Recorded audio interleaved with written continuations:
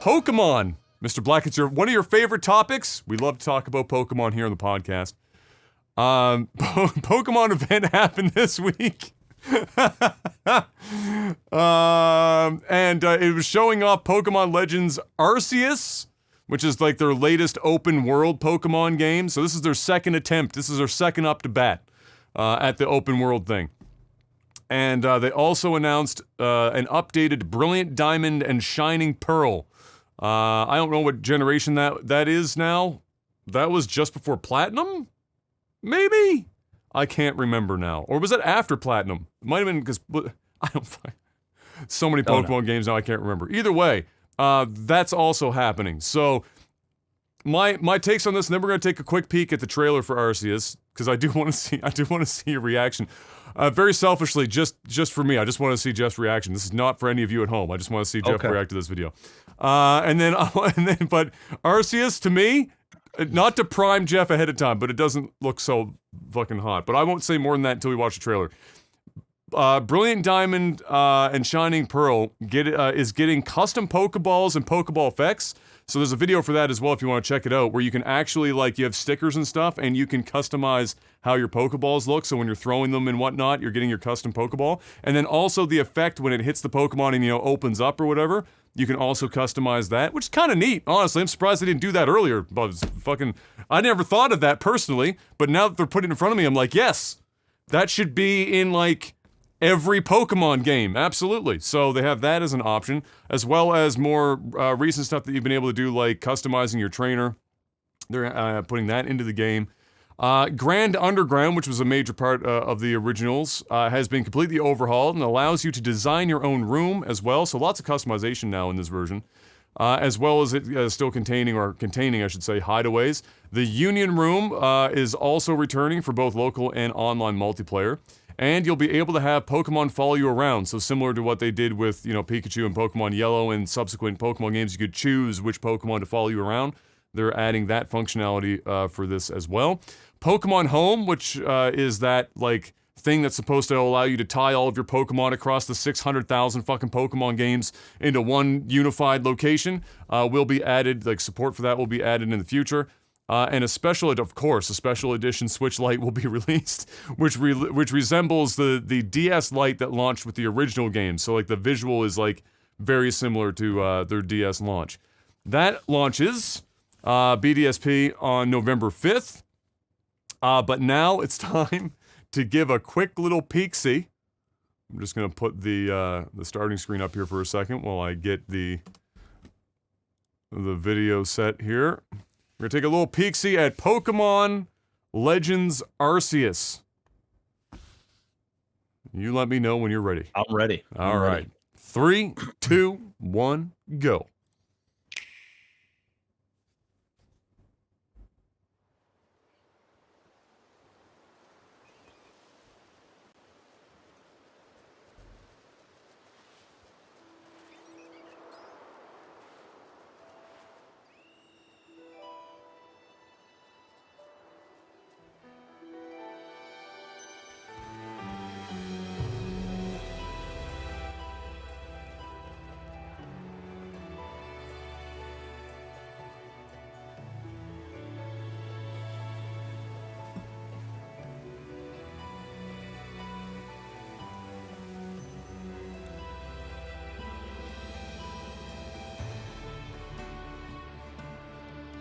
This on the Nintendo 64? Alright, now here's the sad part. This is the game looking its best, because it actually goes downhill from here. There's the Breath of the Wild, mountaintop view. That... oh god.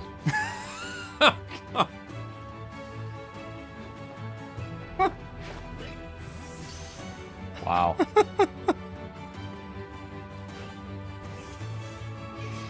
Nice throw. Oh, he's gotta fight it.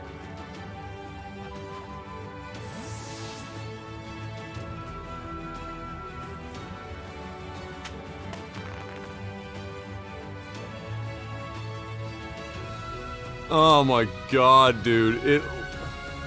It looks unfinished to me.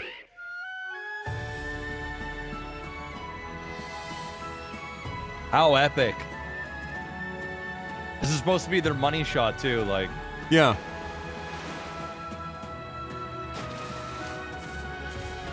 Music is fire. Like, there's that.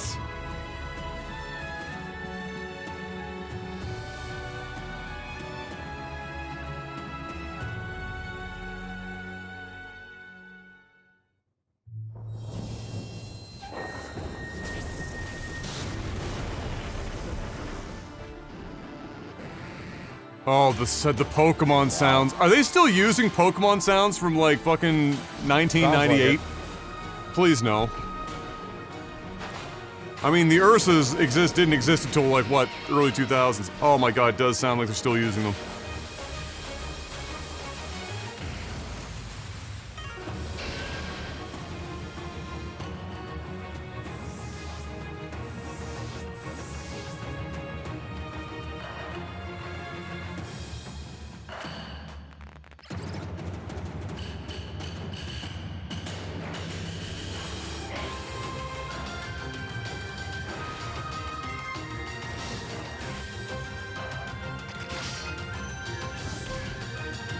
So I found there lots of dodge rolling as the trainer.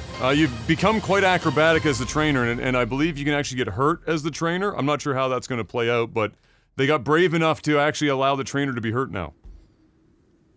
not actual gameplay footage. No.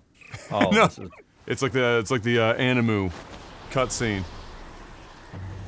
I like that they did put that in there to ensure that people couldn't possibly confuse that with the gameplay. January 28th, 2022. Mr. Black, how did you feel about Pokemon Legends Arceus? okay. I'm gonna be honest, man. I only want you to be honest. I wouldn't want you to lie now. Don't start now. You haven't before. Don't start now. Like, what system is this coming out for? That's the Switch. I mean, here's the thing. It's Pokemon. So, I mean, at the end of the day, I'm not really playing Pokemon for the graphical Fidelity. advances.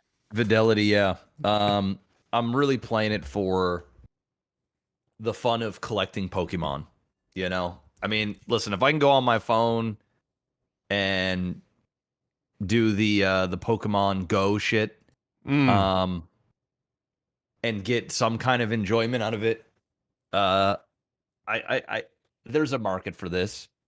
It ain't me. So to your point, does it look like what we saw in there? So ignoring the graphical part of it, because I agree. While I think it is a fucking joke that an intellectual property that is like on number 3 on the list of all-time most insane moneymakers globally, that this is still what we're receiving for like animations and visuals and audio in 2021. Ignoring that fact, I agree that it is more about the experience of battling, catching, and collecting the Pokemon. It's always been that way. Did that part look exciting to you? No, it didn't look exciting to me. But once again, it's not a game created for me. There might be there's probably millions of Pokemon fans that it looks exciting, especially kids, which is what this is targeting. I mean, believe it or not, these games aren't created for the 34-year-old Pokemon. Oh, lover. I don't believe isn't. believe it. No. Now, they're going to sell games to 35-year-old Pokemon lover from back in the day, or even a 40-year-old Pokemon lover. But ultimately, they're skewing towards this generation and last generation of Pokemon enthusiasts. And I think guys like us that were Pokemon fans, or even are still to some degree, we're going to be the most judgmental on this game and any other Pokemon game that comes out. So, you know, my point of view is it looks like shit. It looks like a poorly built game. It looks rushed. It doesn't seem engaging at all, and it doesn't feel like there's any playing that doesn't. I don't think I'd feel pumped to find a Pokemon. It just looks bland as fuck. But with that being said, it ain't for me. It's not built for me. So this thing is going to sell a shit ton of copies. Oh yeah. It's going to do very well. Oh yeah. Like they all do. Yep. And if the game is bad, it'll just be forgotten. And then they'll come up with another Pokemon or remake in 6 months to a year. And we'll move on to the next thing, right? It's like that Eevee stuff. Like at least with the Eevee was the last Pokemon game that I bought for the Switch. Oh, the Let's Go Eevee, Let's Go Pikachu. Let's Go Eevee. Yeah. So I bought that one. And, you know, although that game wasn't for me, it at least had enough elements of the new to attract me to a degree where it had some sort of playability. And just visually, it looked like a good time for it was a Pokemon step in the right direction. Yeah. This is like, you know, if you told me this was stuff from GameCube era, I would have believed you. If someone was like, "Yo, it does look like a GameCube footage." It does look like a GameCube game minus maybe like bumping the resolution from 480 to 720. Like is what it looks like. That's what it looked like. It looked like a GameCube game. So not saying GameCube games aren't fun or can't be fun. It's just like, come on, guys, come on. I do, yeah. So I absolutely agree with everything that you've said because ultimately these aren't, and I think that's something that I have to remind myself, even though I don't agree with the idea, is that this is obviously in large part for newer generations of Pokemon fans. I think they don't necessarily ignore the probably 40 million 25 to 35-year-olds still playing, buying, trading, do whatever Pokemon stuff, but they obviously also have to, you know, reach back and get younger people and keep that because train going. The olders are gonna keep getting older. Yeah, exactly. Right? So they got to dip back in.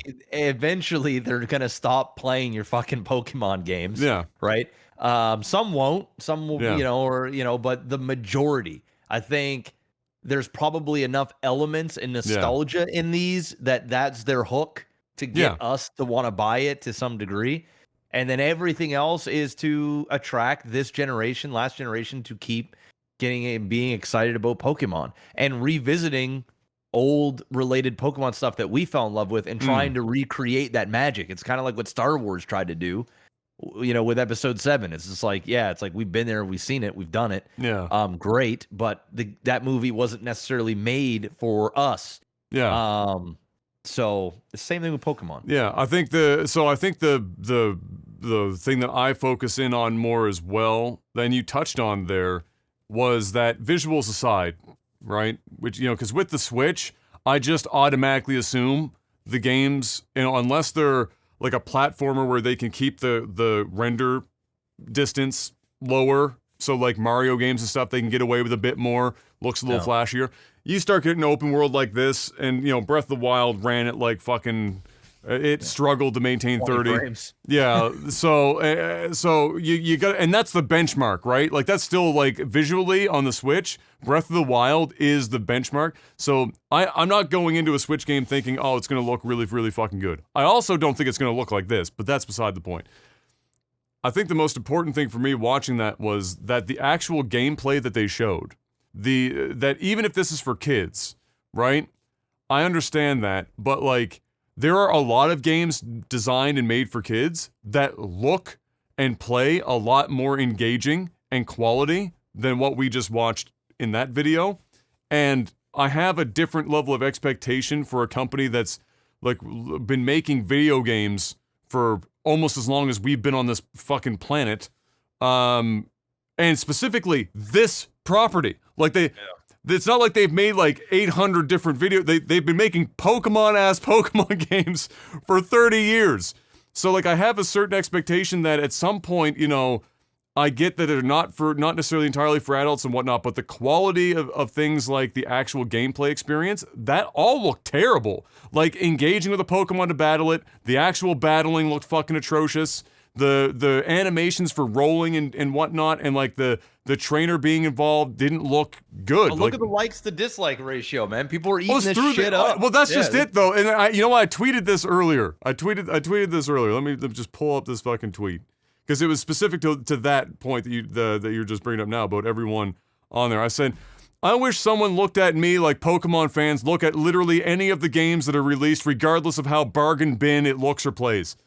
Because that's it. Pokemon fans will fucking die for anything. It could look and run like and not just a visual, but like actually be a shit fucking video game. But it's Pokemon. So they're there for it, and they're going to buy it, and they're going to scream it from the tops of all the mountains. And I also said, below this, and this is true, that I personally wish I was able to be excited about something so easily. I would love to be able to look at something that looks like they spent 4 days and $7 to put together something they're going to sell 30 million copies of to a massive group of people with an intellectual property that makes more money than God, and be like, yes, I'm all in. I'm screaming for it. I want to be that excited about it, but I can't. And then the last part about that, and I'll ask this for you. Like when we were playing back in the '90s and early 2000s for Pokemon, if somebody were to tell you the Pokemon games would be barely breaking into basic open world gaming with C-tier visuals over 2 decades later, I wouldn't have believed you. I think that's impossible. You gonna tell me that in 20 plus years from now, they're gonna only just crack the surface on open world and have it look like a C-tier, like they just pulled up some people at a fucking high school and put them on a team and made a video game? I'd never believe it. But here we are. I thought for sure we would be at the point of a Pokemon MMO.